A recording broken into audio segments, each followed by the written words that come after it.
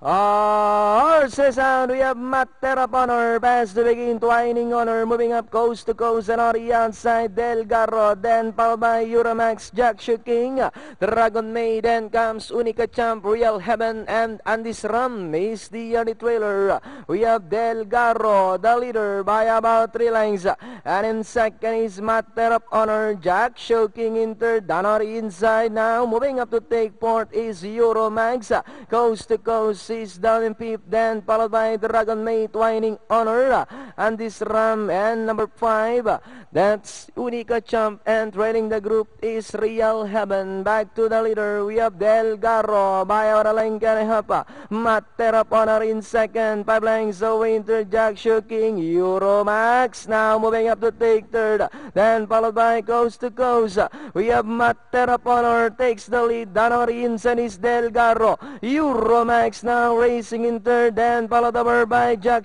King, coast to coast, and Andy's Ram, Matter of Honor still in front by about 2.5 lengths.